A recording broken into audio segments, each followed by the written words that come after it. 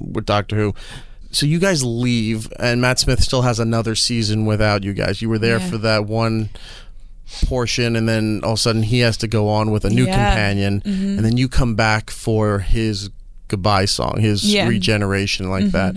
Was that under wraps? Like, was that like a hush-hush thing that you were coming in to shoot that last scene? Yeah, like definitely. Nobody knew about that? No, I mean, just everyone that needed to know knew about it, and we wanted to keep it a big surprise. Were you snuck in on set, like, that even the people working didn't know, so that it wouldn't get leaked anywhere? I don't think they quite went that far, but everybody that works on Doctor Who knows that they can't talk about it because people are always after spoilers, and we want to keep surprising everyone. Yeah. Is it weird to be on stage with him again and knowing that the other companion's there? I know it's all actors and stuff, but that's just the story.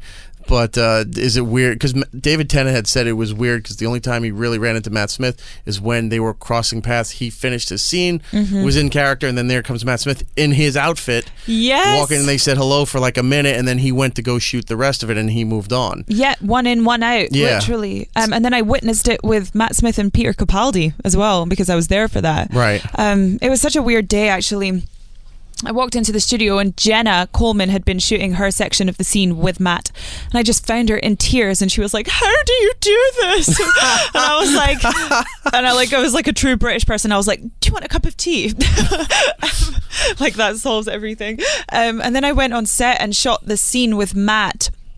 And it was like, I felt like I had to be the strong one in the situation because Jenna was crying, Matt was in a really weird zone, because he was just a lot really of emotion. Sad. Oh my God. I can't imagine the emotional stress level going on there shooting the thing as compared to the people who have to sit there and watch it, because that was one of the things they do good is emotional scenes, emotional storylines on that program, and to see that big send-off, that, I mean, with everything crossing over, and you're just like, you can't not look at that and get a little choked up at it. Oh yeah.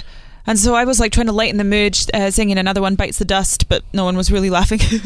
And then he shot the scene, and then Matt left the studio. And Stephen Moffat had come down to the monitor, so I was hanging around with him, catching up. And then I just saw the door to the studio like swing open, and it was dark inside and light outside, and this big silhouette comes in the doorway. And then I was like, it's him! And Peter Capaldi walks in Matt's outfit, and I was like, whoa! And that's it. And now it's Peter Capaldi. And it was just such a weird moment to witness. And he's going to be done as of this Christmas. I know. Then he's going to, and Moffat's leaving too, so it's going to be a whole big slate wiped and going in a whole new direction for the Doctor. Now, because of your storyline and your timeline with everything, he couldn't go back and revisit you and Rory. But that doesn't mean that you're always gone. You may not be with that Doctor, but somewhere down the line, they could work out something where you cross paths with the Doctor in a different form.